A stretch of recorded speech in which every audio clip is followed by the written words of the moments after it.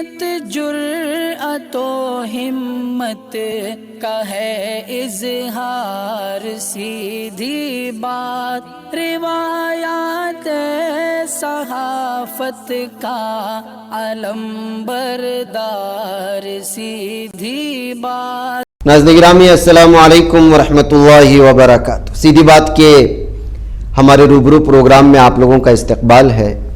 नाज़रीन गिरामी, आप जानते हैं कि आलमी सतह पर मुसलमानों के ख़िलाफ़ कौमी सतह पर और रियासती सतह पर, गली और नुक्कड़ बस्ती और रियासती सतह पर क्या कुछ हो रहा है। मसाइल तो बहुत हैं, अमराज भी बहुत हैं, लेकिन उसका इलाज बहुत ज़रूरी है और इसमें एहसास कमतरी में मुब्तला होने की भी ज़रूरत नहीं है। लेकिन इलाज की खोज के लिए ज़मीनी सतह पर, सियासी सतह पर जो लोग भागदौड़ करते हैं और बड़े मुखलिस बन करके उनसे गुफ्तगू सुनेंगे तो हमको समझ में आएगा कि हो क्या रहा है। ऐसी एक अहम तरीन शख्सियत इस वक्त हमारे सामने हैं, जनाब सैयद शफीउल्लाह साहब। इनके बहुत सारे अलग अलग ओहदे हैं, मतलब पूरे तो मैं बयान नहीं कर पाऊँगा। अलबत्ता ये कहूँगा कि जो ये सीनियर वाइस प्रेसिडेंट और स्पोक पर्सन है JDS की, जो हमारी कर्नाटक की एक अहम तरीन मकामी पार्टी है। इसके अलावा ऑल इंडिया मिल्ली काउंसिल कर्नाटक के सेक्रेटरी भी हैं और जयनगर फर्स्ट ब्लॉक मसाजिद फेडरेशन जो है उसके चीफ एडवाइज़र भी हैं और मस्जिद साहबा के प्रेसिडेंट हैं। और इसके अलावा कन्नड़ा साहित्य परिषद जो है, जो अहम तरीन कर्नाटका में एक तंजीम है जो यहाँ के मकामी कन्नड़ा बोली जाती है, उसके बचाव के लिए उसके जो भी हुकूक हो सकते हैं उसके लाइफ मेंबर हैं और मुस्लिम ऑर्फनेज के लाइफ मेंबर है। इसके अलावा Indian Muslim forum for piece and harmony जो है उसके भी प्रेसिडेंट है और भी अलग अलग ओहदे। हम लंबी तफसीलात में जाएंगे नहीं। शफीउल्लाह साहब, आप हमारे यहाँ पर तशरीफ़ लाए, बहुत बहुत शुक्रिया आपका। मैं आपसे पहला सवाल बराह रास्त करूँगा। आप लिखते भी हैं अखबारात में, बहुत सारे अहम तरीन मौज़ूआत पर आपकी गुफ्तगू होती है, बड़े बड़े लीडरान से उठक बैठक है, बिलखुसूस हमारे गैर मुस्लिम भाइयों में भी आपका काम बहुत बड़े पैमाने पर होता है। मैं वो बाद में आऊँगा, लेकिन आलमी सतह पर और कौमी सतह पर इस वक्त जो हो रहा है, जो गिरफ्तारियाँ हो रही हैं मुख्तलिफ़ पार्टियों के नाम से, आप इसको किस नज़रिए से देखते हैं? अस्सलामु अलैकुम। सलाम। देखिए, हमारे मुल्क हिंदुस्तान में अब जो हुकूमत है, बीजेपी की हुकूमत है और बीजेपी जो है पुराने RSS और जनसंघ से निकली हुई है जी। और उनका एजेंडा जो है वो कभी पोशीदा नहीं रहा। बहुत सारे लोगों को ये कहते हुए मैंने सुना कि ये खुफिया एजेंडा है, खुफिया एजेंडा है। मुझे वो सही नहीं लगता, इसलिए कि मैं उनकी किताबें, जो मुझ जैसे शख्स को उनकी किताबें दस्तयाब हैं और वो पढ़ने से साफ उनका एजेंडा मालूम होता है। चाहिए ये था कि हम आंखें खुली रखते और वो पढ़ लेते तो बहुत पहले से मालूम हो जाता कि ये सब क्या क्या होने वाला है जी। अभी भी आइंदा वो क्या होने वाला है उनकी किताबों में लिखा हुआ है जी। यहाँ तक कि कितने मसाजिदों पे वो हमले करने वाले हैं वो भी लिखे हुए हैं। और मैं सारी किताबें लाकर पढ़ता हूँ, इसीलिए जब कभी मैं डिबेट में हिस्सा लेता हूँ तो जब बीजेपी RSS या मुतालिक या राम सेना वगैरह से लोग आते हैं जी, जी, जी। तो वो लाजवाब हो जाते हैं, सिर्फ इसलिए कि उनका एजेंडा पहले ही जानता हूँ, उनकी किताबें ही पढ़ के बैठता हूँ। जी जी जी। तो बेहतर था कि हमारे लोग उस पर थोड़ा निगाह डालते और ध्यान देते। जी, जी। उससे खुलम खुला है।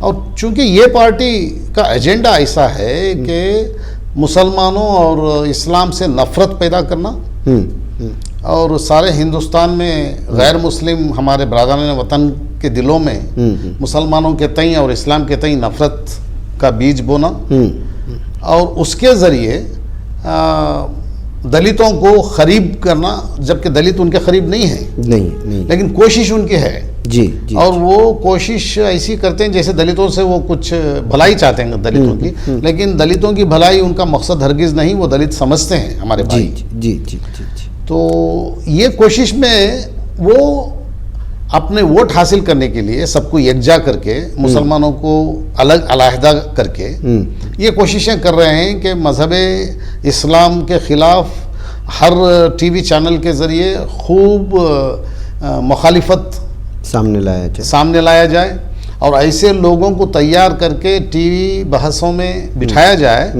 जैसे कि वो इस्लाम बहुत जानते हैं। और यहाँ आजकल तो ये हो रहा है कि मजहब इस्लाम का क्या एसेंशियल है, क्या नॉन एसेंशियल है, ये लोग हमें बोलेंगे और हम ऐसा सुनेंगे। कुरान में क्या लिखा है ये लोग हमें बताएंगे, हदीस क्या है ये लोग बताएंगे, फिर टीवी बहस में तय होगा कि क्या सही है क्या गलत है।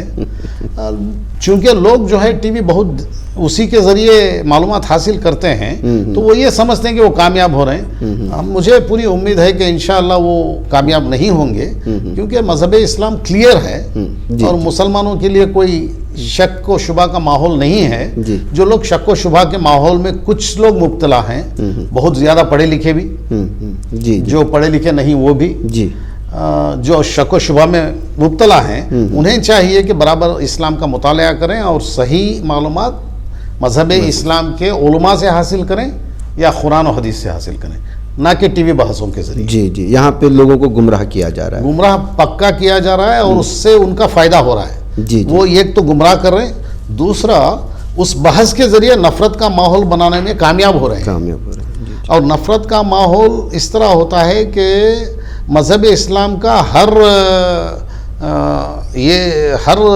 तरीक़ा जो है उसको इस तरह वो पेश कर रहे हैं जैसे कि वो बहुत पूरा गलत है, नुकसान है मुल्क के लिए, लोगों के लिए वगैरह वगैरह।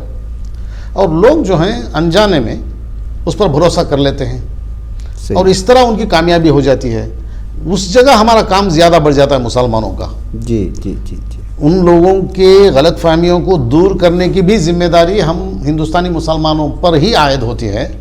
लिहाजा हमें सही तरीके से कोशिश करनी चाहिए कि हर फील्ड में वो जितना भी गलत फहमी फैलाएं मुसलमानों के बारे में या इस्लाम के बारे में, तो उसको दूर करने की पूरी जिम्मेदारी निभाना चाहिए। थोड़ा उसके लिए हमें थोड़ा कमाई का वक्त से वक्त निकालना चाहिए। ऐसा नहीं कि फुर्सत के लम्हात निकालें, फुर्सत के लम्हात में कोई काम नहीं होगा।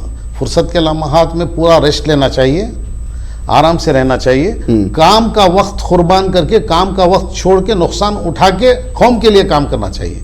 इंशाअल्लाह ज़रूर हमें फिर कामयाबी मिलेगी ये गलत फहमियाँ दूर करने में। जी, अभी जो गिरफ्तारियाँ हो रही हैं PFI के बहुत सारे लीडरान को, बहुत सारी तंजीमें खामोश हैं, बहुत सारे लोग खामोश हैं, लेकिन JDS से कुछ लोग आवाज़ निकाल रहे हैं, कांग्रेस से भी कुछ 1-2-3 कल आज ही और जो है उन्होंने उसकी आवाज़ तो नहीं उठाई बल्कि उन्होंने एक सवाल ये किया कि जो है PFI सिर्फ PFI क्यों RSS और VHP को क्यों नहीं है। ये दिग्विजय सिंह का आज का ताज़ा बयान है। तो आप क्या कहेंगे, क्यों खामोशी है, क्या वहशत है, खौफ है बरादरी में? आपका अंदेशा सही हो सकता है कुछ हद तक, लेकिन हम खामोश नहीं हैं जी। हम जैसे जितने लोग हैं जो मेरे जैसे सोच और ख्याल रखते हैं और गैर मुस्लिमों में बाकायदा घुसे हुए हैं और उनके बीच में उनकी भी भलाई के लिए और हमारी कौम की भी भलाई के लिए काम करते हैं बगैर तासुब के, वो हरगिज डरे हुए नहीं है, ना ही कोई वहशत ज़दा है। जिस तरह मैं हूँ, अभी हमारी पार्टी के सदर जनाब CM इब्राहिम साहब ने बाकायदा खुल्लम खुल्ला साफ कहा है कि BJP इस तरीक़े से PFI और SDPI पर कार्रवाई करके मुसलमानों को धमकाना चाहती है कि हम नहीं डरे और हम नहीं डरेंगे, ये उन्होंने कहा है। जी। मैं यहाँ ये बात आपको बतलाना चाहता हूँ कि देखिए, जब से PFI बनी है, जब से SDPI बनी है, उस वक्त से SDPI और PFI के लोग अहबाब जब कभी वो फ्लैग हाइस्टिंग रहता है, परचम कुशाई रहती है, उस वक्त मुझे दावत देते रहे हैं। हर साल वो परचम कुशाई के लिए मुझे दावत देते हैं। देखिए, जब कभी वो मुझे दावत देते रहे हैं, मैं जाता रहा हूँ। हर साल 2 मरतबा वो दावत देते हैं, मैं जाकर वहाँ उनकी परचम कुशाई में हिस्सा लेता हूँ एज ए चीफ गेस्ट। और बाकायदा हमारे वतन के तराने गाए जाते हैं, हमारे वतन का झंडा लहराया जाता है।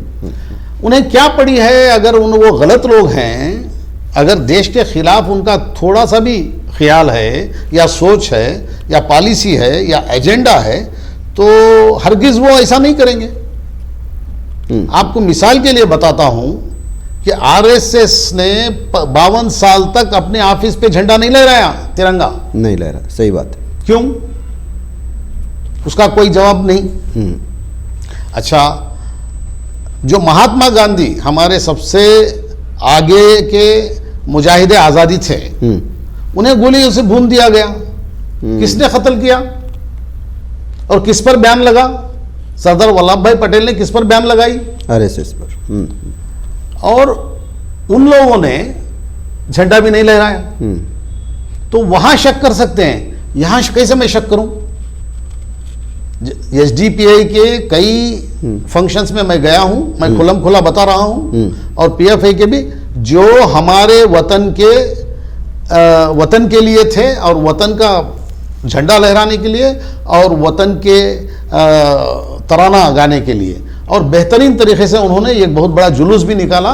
75 साल जब हमारे हुए आज़ादी के, उस वक्त इतना बड़ा जुलूस और इतना बड़ा झंडा सारे रास्ते में लेकर सारे एसडीपीआई और पीएफआई के लोग निकले, मुझे सामने खड़ा के लेके चले। तो कैसे हम मान लेंगे भैया? और अगर 1000 पुलिस वाले आके हमें कह दें कि ये गलत है, तो हम कैसे मान लेंगे? हमने देखा है साफ साफ।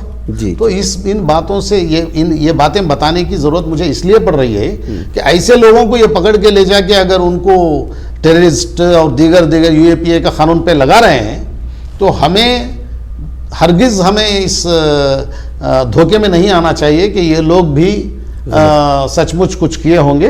पहले इनका बैकग्राउंड देखना चाहिए, ये क्या कर रहे थे वो देखना चाहिए। ये क्या है, मुसलमानों पर जब कभी जुल्म होता है, अक़लियतों पर, दूसरी अक़लियतों पर, या दूसरे कमज़ोर तबक़ात पर, या दलितों पर, या पिछड़े हुए तबक़ों पर जब कभी जुल्म होता है, आवाज़ उठी है हमेशा पीएफआई और एसडीपीआई की। जी, सही बात। अगर इसके आवाज़ उठाने को जुर्म के तौर पर देखा जा रहा है, तो ये हम सारे के सारे शहरी और सिटीजन्स ऑफ इंडिया को सोचने की बहुत ज़रूरत है।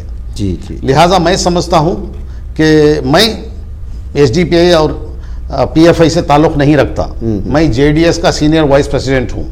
मुझे जेडीएस के सीनियर वाइस प्रेसिडेंट के तौर पर वो दावत देते हैं, और मैं जाकर हमारे वतन का झंडा लहराता हूँ उनके फंक्शन में। जी। और मुझे ये बहुत पसंद आता है। जहाँ कहीं भी कोई भी लहराएगा मैं ज़रूर जाऊँगा।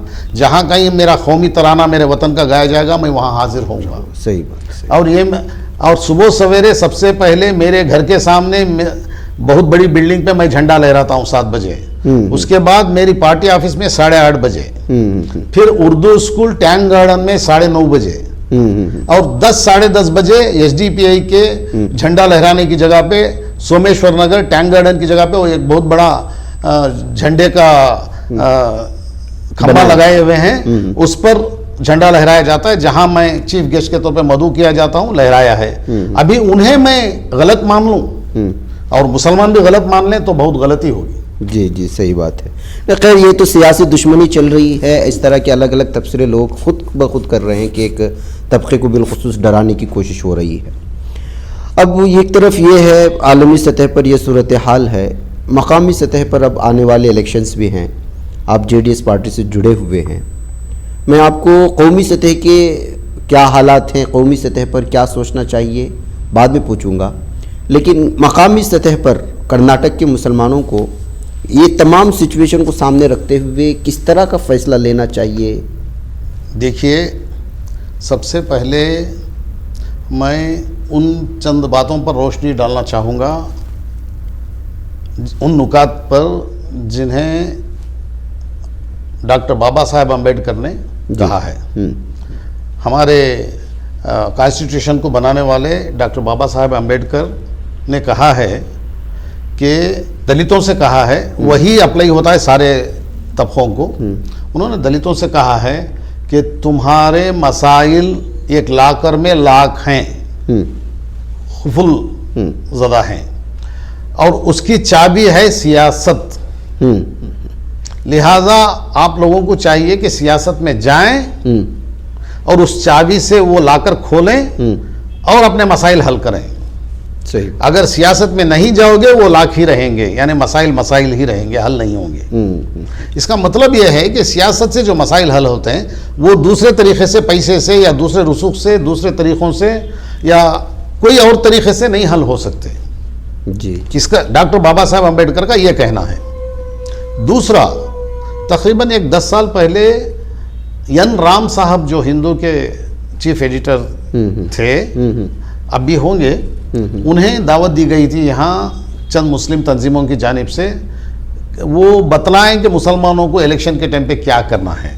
तो उन्होंने अपनी स्पीच में बताया, बहुत लंबी स्पीच की उन्होंने, उसका एक नुक्ता उन्होंने ये बताया कि मुसलमानों को चाहिए कि वो अपने अंडे, यानी मुर्गी के अंडे समझ लीजिए, अपने अंडे एक बास्केट में रख के ना छोड़ें, क्योंकि बास्केट हाथ से गिरी तो सारे अंडे फूट गए, आपको कुछ नहीं मिलेगा।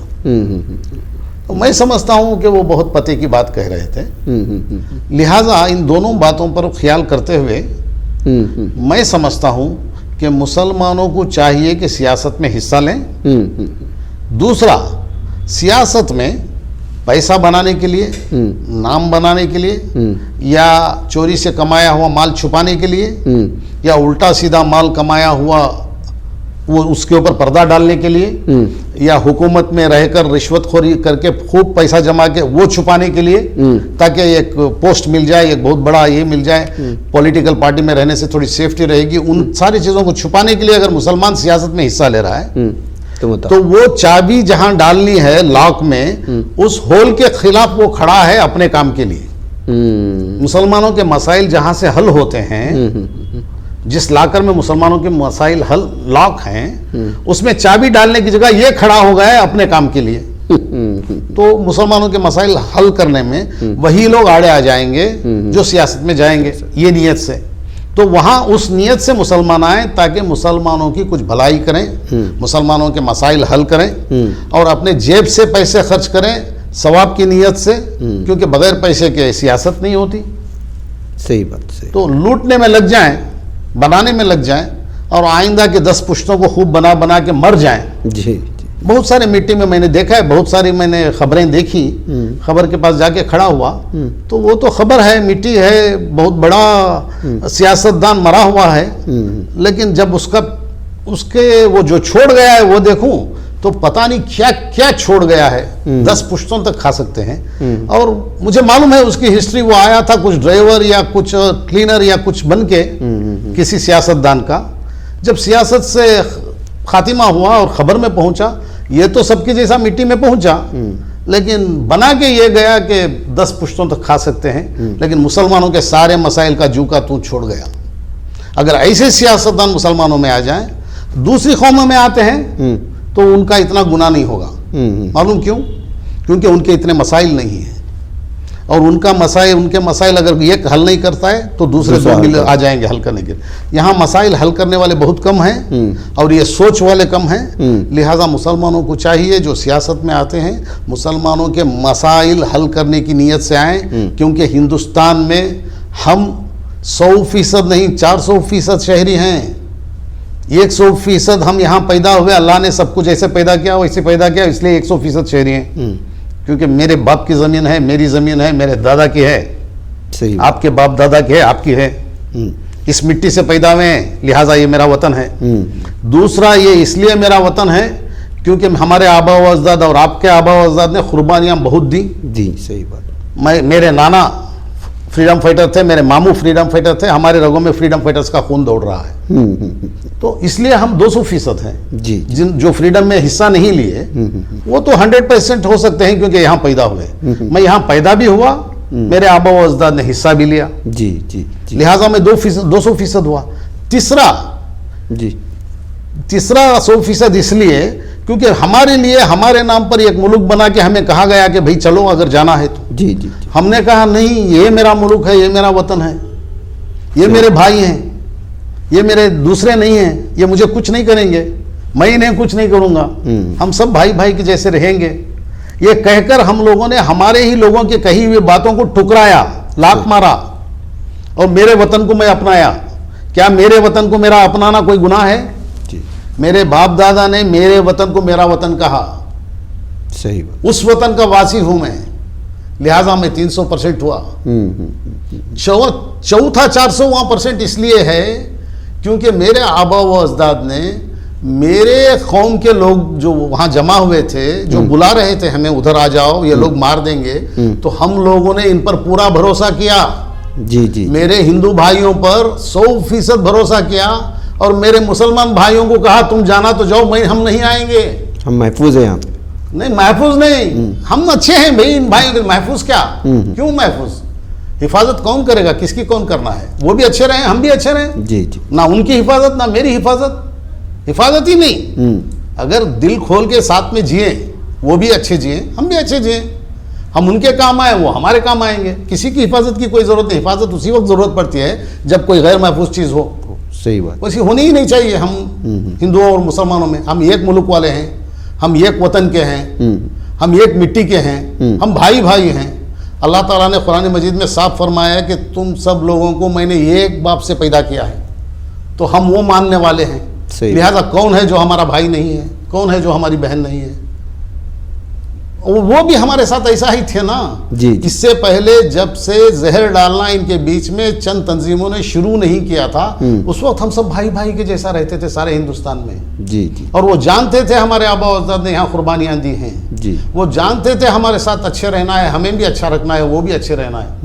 और वो ये भी जानते थे कि हम लोगों ने एक मुल्क को ठुकरा दिया, हमारे वतन को अपनाया। गैर मुस्लिम भाइयों को साथ रहने को हमने हाँ कहा, और हमारे ही कौम के भाई जब बुलाते हैं तो उनको ना कहा जी। लिहाजा हम 400% से शहरी हैं इस वतन के, हमें उतनी ही इज्जत मिलनी चाहिए। मैं जब गैर मुस्लिमों में जाता हूँ, ये चारों बातें बताता हूँ, वो 400% इज्जत मुझे देते हैं जी जी। लिहाजा हमें चाहिए कि जिनको मालूम नहीं मालूम कराएं जी जी जी। और हमारे चाल चलन भी ऐसे बनाएं जैसे 400% शहरी हैं जी जी, ताकि वो इज्जत भी 400% करे हमें। सही बात है, सही। और हम हैं जी। मैं जितनी बातें बता रहा हूँ ये गैर हकीकी एक भी नहीं है इसमें। 100% जी मानना ही पड़ेगा। कोई ना माने तो वो अलग बात, देश दुश्मन नहीं मानेंगे जी। जो महात्मा गांधी हमारे हिंदुस्तान को आज़ाद कराने में उतना हिस्सा दिए, उन्हें पूजा के वक्त गोलियों से भूनने वाले उनके औलाद नहीं मानेंगे, नहीं मानेंगे, क्योंकि उनकी सोच वैसी है। जो महात्मा गांधी को कत्ल कर सकते हैं, तो आप और मैं कौन सी खेत की मूली हैं उनके लिए जो यहाँ अमन चाहते हैं।